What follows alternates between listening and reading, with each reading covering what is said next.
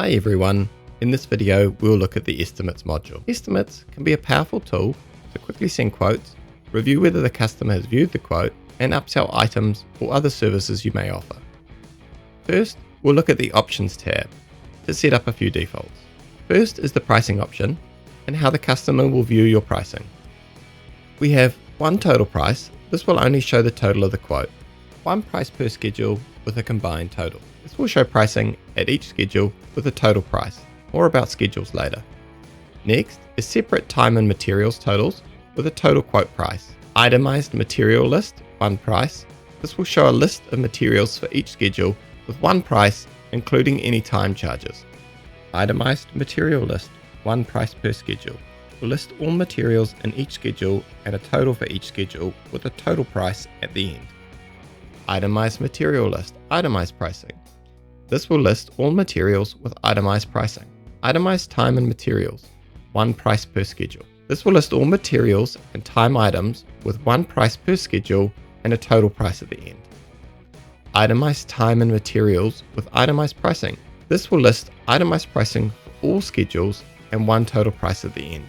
You can also choose how you would like to display text on any of your quotes.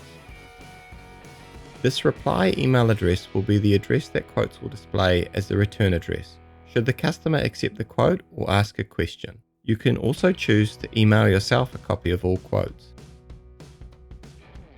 Default wording will be displayed in the email text with text size options, as the quote itself will be attached as a PDF or a link for the customer to accept. Expiry timeframes, email reminders, auto archive options which will archive the quote from the current quote list, minimum margins to protect your profits, and whether you would like to create a job or a project. To understand the difference between jobs and projects, please watch our jobs or projects video. The attachment option is where you can upload documents or photos, allowing quick attachment to your quotes. This is the best place to upload your terms and conditions and set them to always attach. Supplier logos is where you would upload any trade association or supplier logos or photos you would like to appear at the end of your quotes. Please note your company logo is uploaded in the settings module. Now let's look at schedules. This is where we create default schedules. We do this so that when we create a quote in the future, you can pull in schedules to populate any estimate for faster quoting. To add a new schedule template, we click New Schedule, then we name the schedule and save. We now populate the schedule to incorporate any information we would like to show the customer. Remember that quotes contain multiple schedules.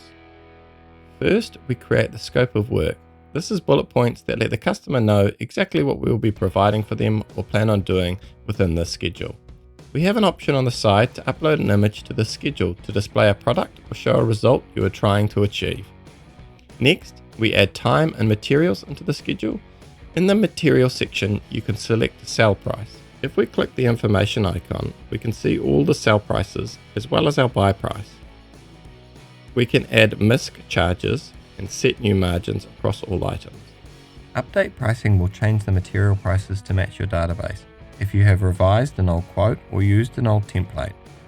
We can also email the supplier to place an order or request pricing. We have a total for each schedule and we display the margins as a percentage or as a total amount.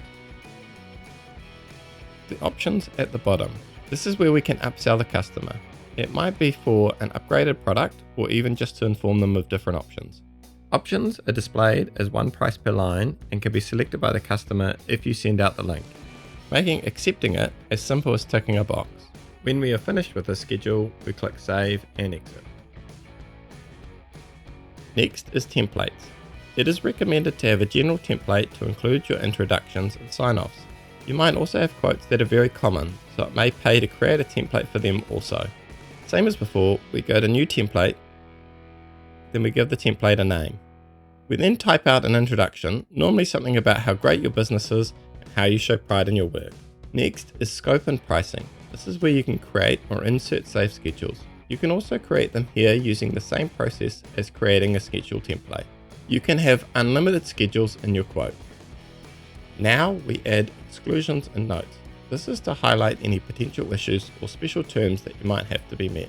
Footnotes is where we add sign-offs or any other information you wish to display. Additional pages are optional and sometimes used for terms of trade.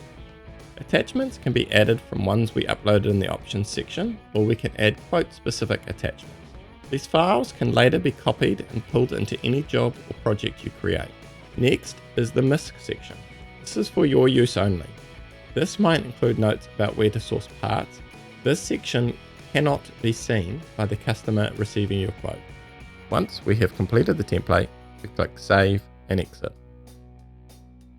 Archived is a record of all your quotes from the previous 7 years. Current is any quote created that hasn't been archived. Creating a quote is super easy with templates.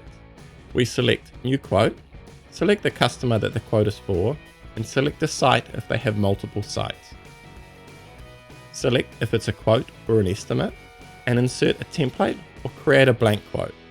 You can now edit any information throughout this quote as required.